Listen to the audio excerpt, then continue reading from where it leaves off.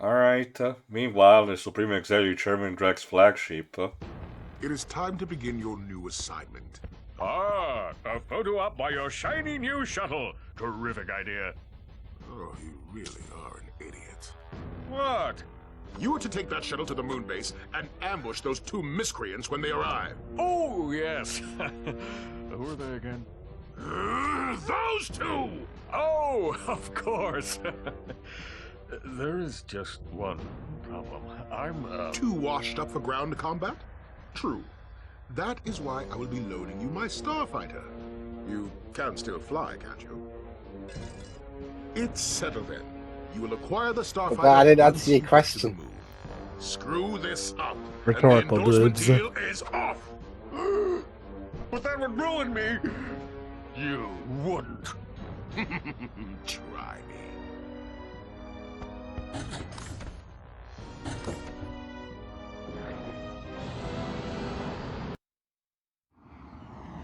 So, the supreme battle may be at hand.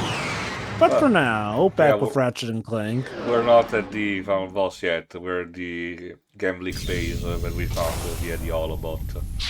Not the final battle, supreme battle. Remember, for Ratchet and Clank, a lot of endgame will technically involve Qwark, essentially, since remember, Ratchet is mainly in it at this point for revenge, as far as we Qwark know. is now.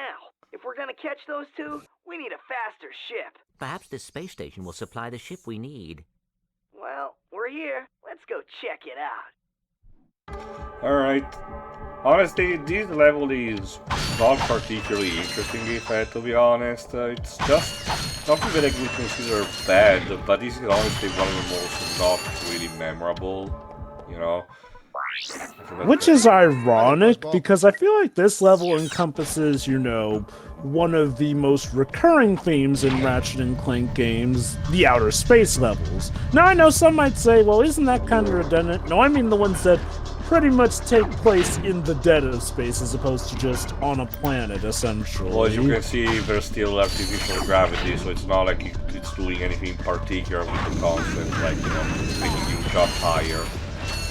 Yeah, which is kind of a missed opportunity, but they do emphasize that you're still in outer space since Ratchet needs It's to the still oxygen use the mask, air yeah. helmet. Apparently not an actual suit for, you know, the uncovered part of his body, because I guess, you know, pressure, you know, and lack of atmosphere are not really a problem there, but, you know, science fiction, you know, I'll accept that. I suppose with the artificial gravity, they provided the artificial pressure needed to not have your body get crushed, frozen, or overheated based off of exposure to the sun. You only could deactivate the force field, you need to disable the towers, and using the Devastator, aka rocket launcher, is usually the best trick. Also, one weapon that I acquired at the shop, you know, at the beginning of this part is the Busy Bomb. I don't think I'm gonna use it that much, I think maybe in the final level. It's essentially a guided missile, similar to the ones that you've seen in the Gear Solid games, you know, it's classic stuff. I always had trouble with those kind of weapons, however, because, you know, you could manually pilot the bullet, or in this case, you know, the missile, and it always comes with the fact that the missile in question is super fast. So, you know, I mean, to steer in a very limited time frame, you know, and with a high speed, it's always something that I'm not really good at reacting immediately. It's one of those... I guess I want to say it's one of those things the franchise kind of outgrown, but I guess Ratchet and Clank kind of has had a bit of that speed issue even in some of the later games. No, it's something that I argue it's present in, you know, the type of weapon that is present in almost all, you know, shooter games. If you recall that I had a similar problem with a similar weapon in Singularity, although as far as I heard, you know, said weapon that I had problem with instead is actually a fan favorite of many, so I'm pretty sure that's a me problem and not the games. Possibly, yeah. Different structure, different folks. Or just pure preference.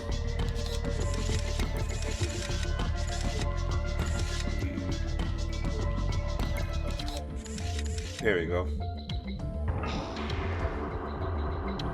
Thankfully, with this particular iteration of the hacking minigame, you do not have a time limit, so you can take, all with all the patience that you need, to perform.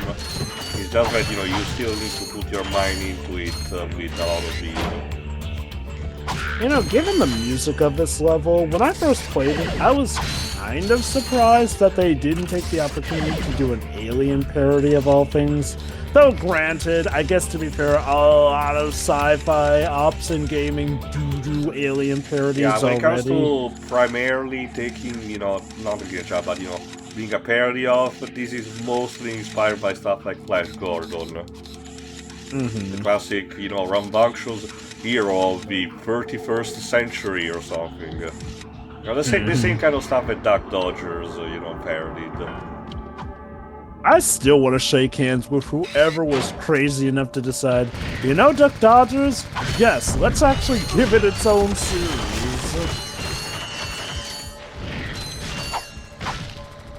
When it comes to the bugs in the turret, as you can see, the only way to actually defeat them is actually to circumvent them, because the barrier that you have in front cannot be destroyed.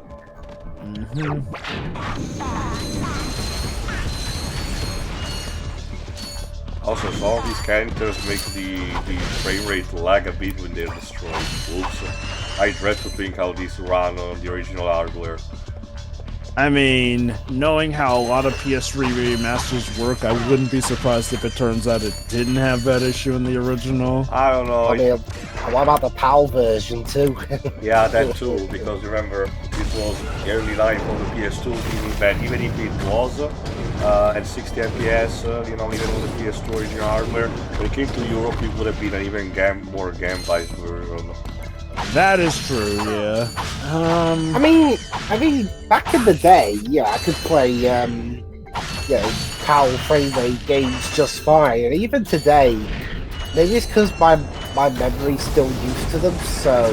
It's more of a case that people of our generations, like me and you, because we grew up with those, we only started noticing the difference when it was actually exposed. But as long as we were actually, fed that without it being told that much, it looked perfectly normal to us because it felt like it was actually the norm.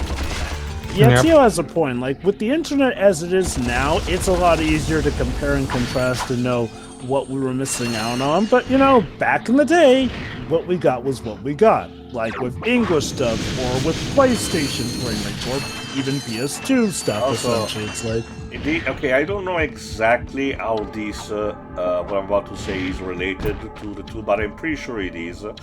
Because the difference in frame rate for European version, I remember, it did cause that problem when I first played the European version of the Devil May Cry HD collection. Now I don't remember which studio actually did it, if it was an internal job at Capcom or someone else was subcontracted to do it. But I know for a fact that the HD versions of 1 and 3 only, not 2, only 1 and 3, had specifically the cutscenes, not the gameplay, only the cutscenes running at a stable 60 FPS, but with the audio completely desynced for some reason. Instead, the gameplay ran perfectly fine across all 3 games, and Devil May Cry 2 had no problem whatsoever. And I know that the big difference of that is that this specifically happened when I was plugging the PS3 not with the HDMI cable, but with the typical SCART, plug that would have been meant an SD quality.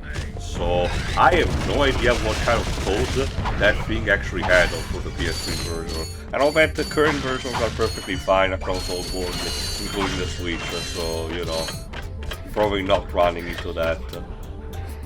My best guess would be it's probably because, the cutscenes, while they were technically not gameplay, were probably running off of the gameplay engine, so that's probably why the lag worked that way. Engine, yes. Yes, I was gonna, because the PS3 versions of these games are available, but unfortunately, I'd have to stream them because I'm on PS5. Yeah. I'm not sure about my streaming quality. Well, they can just wait a bit because it's only a matter of time until they add the PS2 originals into the service anyway.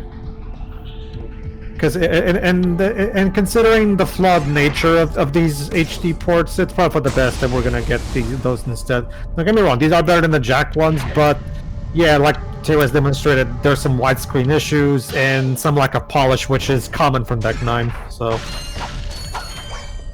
The only trade-off is that because, you know, they're essentially just a PS2 version, they will not be in widescreen, but alas. Well, like there were some PS2 games that were widescreen. Well, yeah, like I said, that's what I said there. But running these games in widescreen, as these ports demonstrate, bring up issues like the air meter. I do get what Jim means. Like, ideally, in an ideal world, we'd have these remasters that beautify the game even more and allow us to play with a larger screen with more visibility.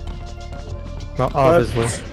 But obviously sometimes when the remasters don't work out so well, drawbacks and all, sometimes the originals are just better to play.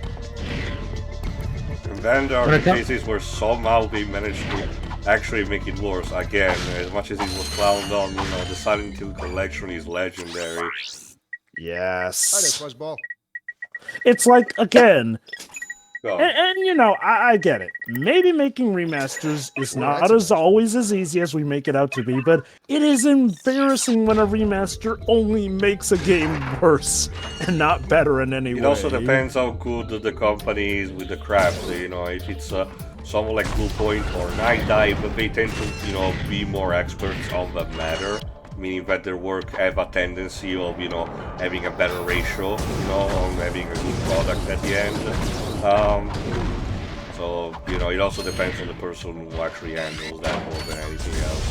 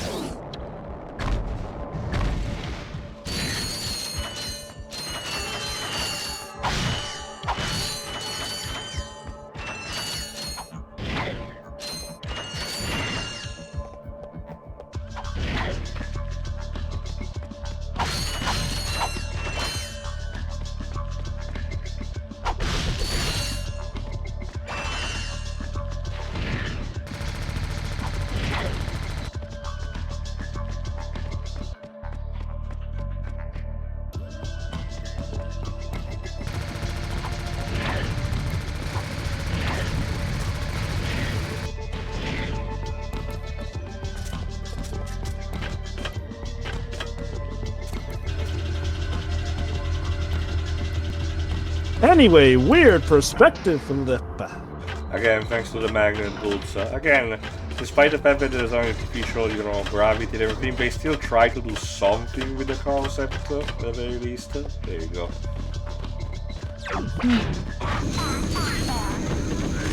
Burn, baby, burn. What simply because there are, you know, low-level enemies here. The Blarg in the Swiss would be better to be chosen with a high-caliber weapon, but, you know, quantity of everything, and there are also some enemy generators, those little boxes that shoot out more enemies, so...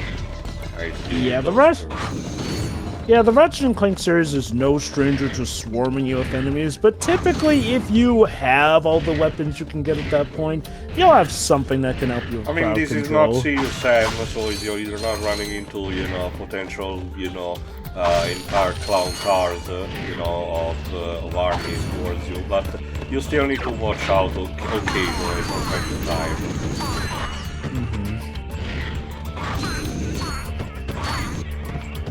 Those enemies sound like they use a similar sound font to some of the ant enemies from Crash to Insanity. Again, stock sound effects, I wouldn't be too surprised. Pretty sure a lot of the Spyro sound effects are also reused for these games. Heck, the Spyro 2 for Gulfstream technically uses a theme that's been used a lot in media. Well, that's a music that's stuff. public domain, I think. Hello, Anyway. Captain Ratchet.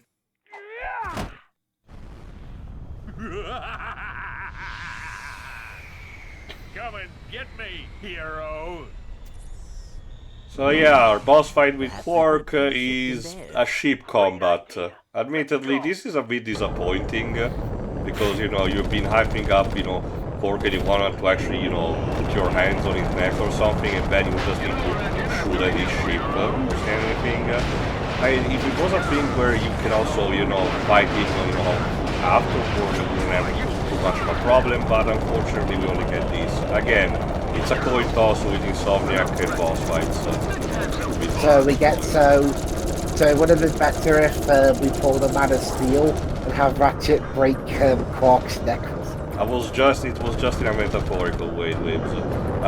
Again, it's one of the few things that the remake actually does better, because in there you actually get to have a proper all-full fight with Qwark, and it's probably one of the best parts of that game, or as little as it is. Yeah, kudos with that. I will say, I get the logic that, you know, space fighting is a big part of the story. No, and even there's though... also the fact that they mentioned that Qwark is kind of an imbecile, so I get the idea that maybe they thought, oh, if it was an actual full battle, it would be too clumsy for Ratchet and Clank and everything, so, you know, let's try to even the odds a bit with actual spaceship fight. In that case, it's definitely a case of installment weirdness. While Qwark is definitely not the sharpest tool in the shed, later installments do give him more depth and show that he can be smart and competent given the right circumstances. Also, that's unusual. Also, yeah, one thing I do find disappointing, like even when I first played this, was the lack of an iconic theme for the fight with Qwark.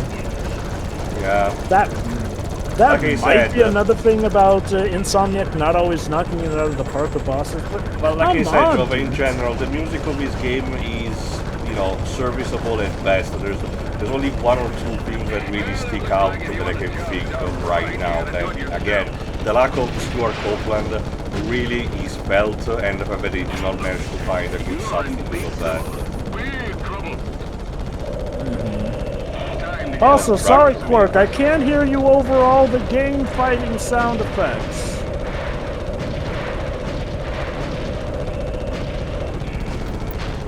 Yeah, but when he traps you in the tractor beam, you know, it's best if you actually, you know, did the missiles first, just going, you know, left and right. Also, Engine called. He wants his Crash Bandicoot 3 boss fight back. I argue that one was a bit better, even if it was more simple. Oh, it was definitely better. This one is a bit more complex, but it lacks a bit of pizzazz. Mayday! Mayday! Well, Ratchet, I'd say you passed the test. Oh, boy. And Qwark will never be seen again for the rest of the franchise. I'm sorry. Yes! Qwark is history. Despite my earlier criticism, I must admit your piloting skills are improving. I knew you'd come around. But that has not helped us locate Drek. Come on, Clank. Can't you just once relax and enjoy a little success? And we also score a new ship Betcha this baby for this. can do it. Again, it virtually changes nothing, but you know, also new Holobot. This is Darla Gratch reporting live from Gorda City. This once peaceful planet is being torn apart today in an unprovoked attack. It now seems certain that Supreme Executive Chairman Drek will not be dissuaded in his efforts to destroy Looks the like it's galaxy for populated his by only own one selfish person. needs. All hope certainly seems lost. Again, it's clearly a throwback to the level intro from the Spyro 2 levels. Yes, I know. It is worse than I expected. It just tells you, you know, the world is in danger. Go fix that. This is a lot bigger than you or me. I was really selfish focusing on Qwark. It is not too late to stop Drek. Hey, yeah! We've got this new ship. Let's go get him. So yes, Ratchet has come around. Now that he's gotten his revenge on Qwark, he realizes that the problem truly is bigger than And just they that. say that revenge is pointless. Yeah. So that's the moral of the story. Take revenge. You don't have to take revenge. Don't bother digging those two graves. Like I like to quote the dreams from that episode in the early season of Gravity Falls. Revenge is severely underrated. Oh yeah, definitely. Like, look, I was gonna say those two graves. It's like, you know, I do get the mentality that revenge is wrong, but a lot of media really does simplify it down to, oh, revenge will always be bad and never productive whatsoever. It's a complex issue and one we can probably discuss more later. Alright, tune in for the next part where we go to that planet, which is inspired by Hurricos from Spyro 2. See ya. You bet. So, yeah. See ya.